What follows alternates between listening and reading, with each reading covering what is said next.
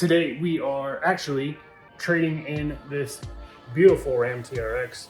We're driving about 2 hours away down to Scottsdale, Arizona to go ahead, like I said, trade this RAM TRX in, and we'll be grabbing a brand new 2023 M3 competition xDrive, and I want to take you guys along for the journey, but I think it's only fitting that we get at least one more cold start in before we trade the truck in.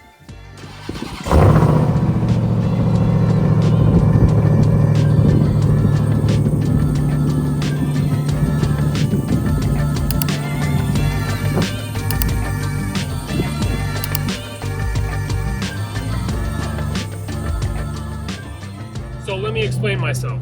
The reason why we're trading in this truck for the new M3 is because I really miss, as a car enthusiast, right? I really miss being able to modify my vehicles. Now, surely with the truck, I could do some stuff to it. I could lift it more. I could put wheels and tires on it. I could maybe put a different front bumper on it, some lights and all that stuff. But for me, I'm more interested in cars.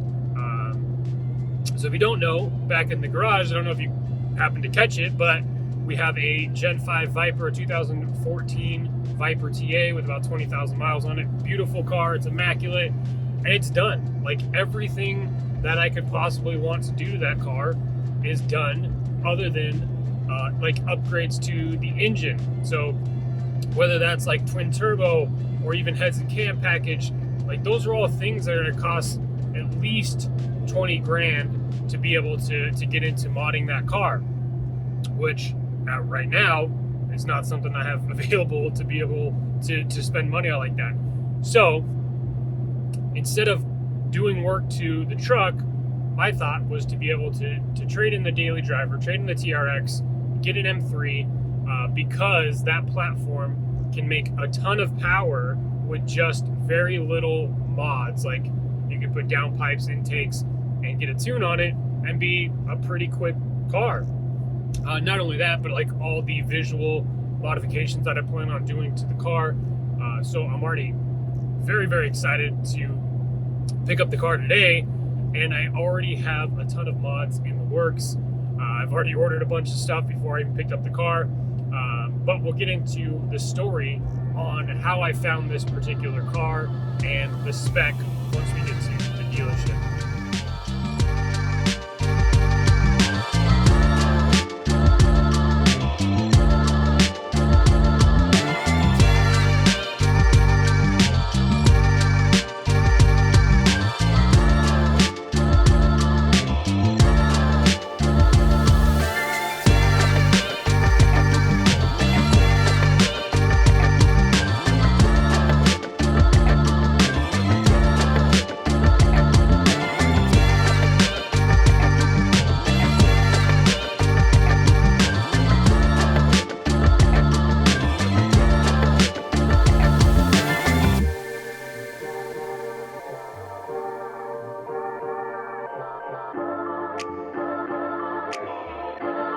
So just bought the car and stopped for lunch, and I get back in the car and we already have a check engine light for drivetrain malfunction. So going directly back to the dealership to see what's going on here. All right, guys, here she is in all of her glory.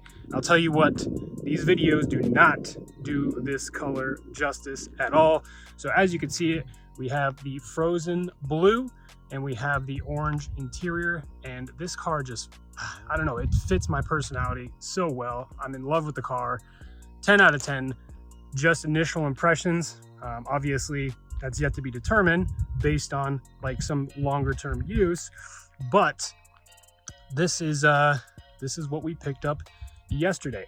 Now, if you watch the clip previous to this one, you'll have heard that we did run into a little bit of some problems as it pertains to a check engine light coming on. So I left the dealership and drove about 10 minutes away to go ahead and get some lunch. And on my way there, we had a check engine light come on for drivetrain malfunction. So I immediately hopped back in the car. Well, it was in full limp mode, so that was kind of scary to me. But hopped back in the car, drove back to the dealership, and shout out to Arrowhead BMW in Glendale, Arizona, because their customer service was insanely on point. So big shout out to them. But they were able to bring the car back immediately, get it on a lift, and get it checked out. And it turns out that it was just a sensor. So I guess this is kind of a common thing with these cars, as I'm kind of reading on the forums, but this is called a knock sensor. And I guess from the factory, it wasn't torqued to spec. So they had like a service bulletin out. So they put it up on the lift and were able to torque that sensor to spec and get me on my way. The technician did go ahead and take it on the freeway for about 20-30 miles just to make sure that that was what was going on, and I wasn't going to have any problems driving home, because remember, I drove 2 hours all the way out there, so it was a little bit of a drive coming home. That being said, it is done, and this is the next day, because I got home pretty late last night at about 7 p.m. and was tired. So this is the following day. But guys, tell me what you guys think about this color down below in the comment section of this video. And if you want to see all of the mods that I'm going to be doing to this car in the coming months and weeks, then definitely hit that subscribe button so you can follow along with the build of this 2023 M3 Competition xDrive. Now, I do want to go over the build sheet, or how this car was spec'd out. This is not a car that I ordered from the factory, so I didn't put a custom order in. I was able to catch this car as a customer backed out. When I was able to put the deposit down on it, it was still in California at the port, and it had like a RAM sail stop. If you're familiar with these BMWs, then you kind of know what I'm talking about. But the sail stop, they were putting a part into it, and then once they installed that part, then it would be shipped to the dealer. So I waited about 3 weeks in total for this car here to get here, and I'm so glad I did. I had a couple of different options as it pertains to getting an M3 here locally. We had a San Paulo yellow car that had the Marina blue interior. It did have carbon buckets. However, since this is a daily driver for me, and I'm not the smallest of guys, those seats for me didn't really make sense. So I opted to go for a car that does not have those carbon bucket seats. And while the carbon buckets look absolutely insane, these ones look pretty good too. So I'm definitely happy that I chose to make the decision and not go the carbon buckets route. That being said, guys, let's go ahead and hop on in and check out the exact spec of this car. So back home now, let's go ahead and take a little bit of a look at the way that this car is spec'd, right? So here, obviously, we know we have the frozen Portimao blue matte paint. We have the Kyalami orange and black full leather interior. Obviously, this is the M3 Competition xDrive. So we went with, well, again, this is not something that I put together, right? This is a different customer's order that happened to back out of the deal. But driving assist package, $1,700.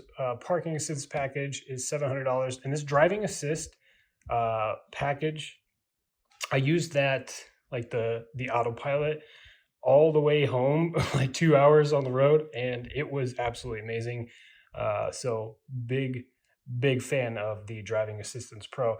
What else do we got here? Obviously, we have the Shadowline lights. We have the carbon fiber trim on the interior.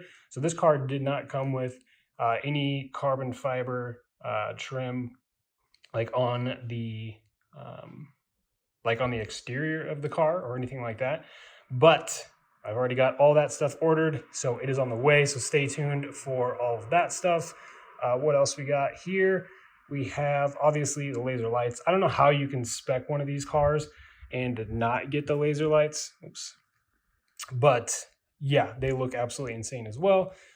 We have drive recorder, wireless charger, personal eSIM 5G, which is not something I will use, and then destination charge.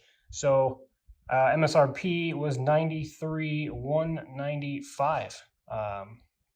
There was a couple other dealer add-ons, of course, too, the low jack. And then I tried to get them not to do this, and I tried to fight with them about the tint, but they have ceramic tint, which I already have this car scheduled to go get full tint, so that way it's all matching on, I believe, Tuesday of this week. So that's already going to be taken care of here soon. And then obviously like the edge guards and stuff like that, and I can show you kind of what those look like here. You can kind of see it has a little bit of matte PPF here along the door line, and then just a little bit of PPF here on this back fender where the hips are. But nowhere else does it have any kind of PPF. But that will be changing soon. And again, like I was saying, like this shadow line package, all this black, piano black trim, for me, I know that it's a pain in the ass to keep looking good. So what we're going to be doing is we're going to be switching all that out to carbon fiber. But overall, super, super impressed with the car. I love it. And then the Viper can say hi too. Let me know if you guys want to see some content as it relates to the Viper before I get rid of it. That being said, guys, thank you so much for tuning in today, and we will catch you on the next video.